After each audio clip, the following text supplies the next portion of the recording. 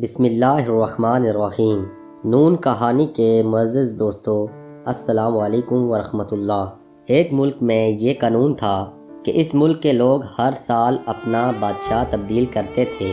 جو بھی بادشاہ بنتا وہ ایک معاہدہ کرتا اور اس پر دستخط کرتا کہ اس کی حکومت کا 1 سال مکمل ہونے کے بعد وہ اس عہدے سے دستبردار ہو جائے گا اور اسے ایک دور دراز جزیرے پر چھوڑ دیا جائے گا جہاں سے وہ کبھی واپس نہیں آ سکے گا۔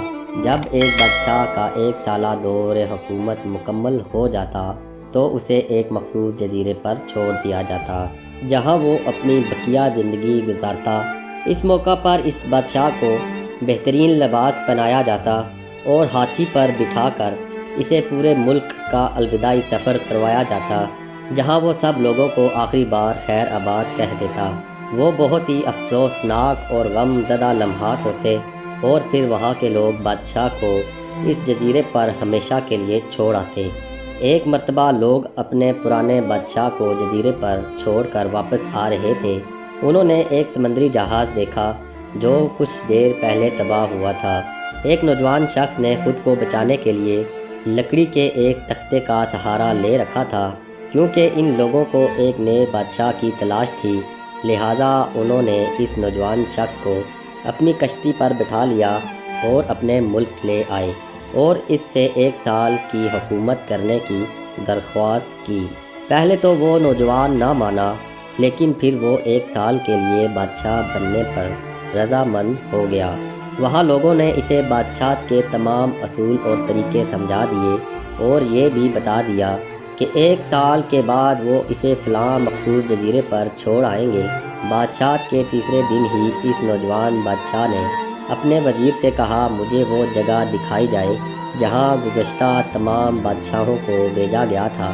وزیر نے بادشاہ کی خواہش کا احترام کرتے ہوئے اسے وہ جزیرہ دکھانے کا اہتمام کیا۔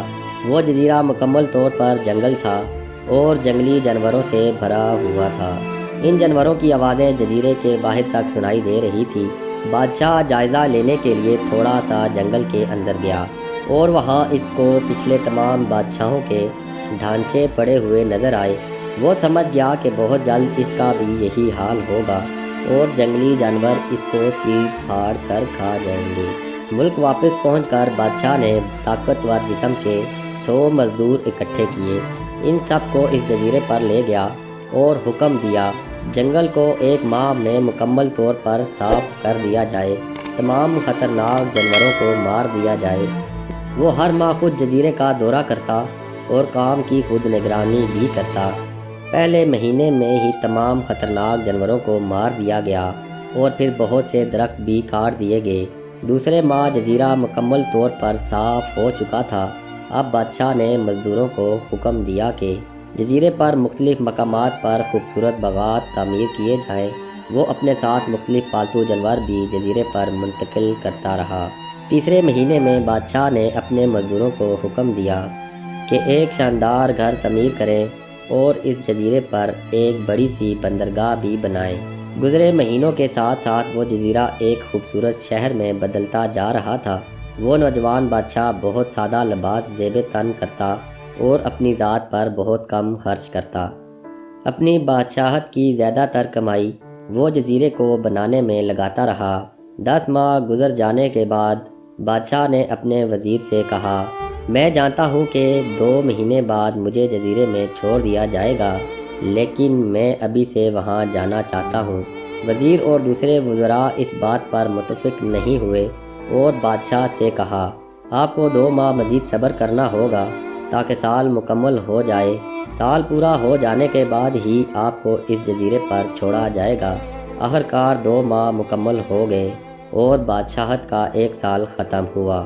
حسب روایت وہاں کے لوگوں نے اپنے بادشاہ کو شاندار لباس پہنایا اور ہاتھی پر بٹھایا تاکہ وہ اپنی رعایا کو خیر آباد کہہ سکے۔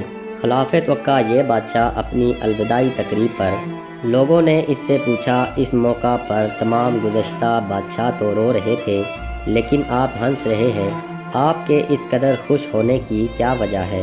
اس نوجوان بادشاہ نے جواب دیا، تم لوگوں نے داناؤں کا وہ قول سنا ہوگا، جب تم ایک چھوٹے بچے کی صورت میں اس دنیا میں آتے ہو تو تم رو رہے ہوتے ہو اور باقی لوگ ہنس رہے ہوتے ہیں۔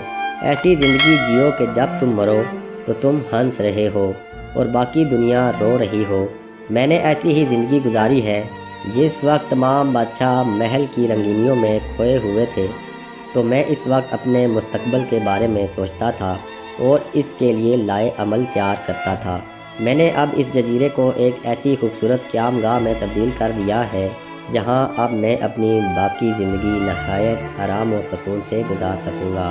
اپنے کردار کو جتنا اچھا رکھ سکتے ہو رکھو، کیونکہ موت انسان کو مار سکتی ہے مگر اچھے کردار والے ہمیشہ زندہ رہتے ہیں، دلوں میں بھی اور لفظوں میں بھی۔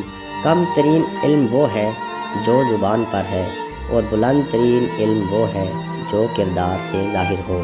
دعا ہے اللہ تعالی ہم سب کو آخرت کی تیاری کرنے کی توفیق عطا فرمائے۔ اگر آپ کو میری یہ ویڈیو پسند آئی ہو تو اپنے دوستوں کے ساتھ شیئر کیجیے اور مزید ویڈیوز کے لیے میرے چینل کو سبسکرائب کیجیے۔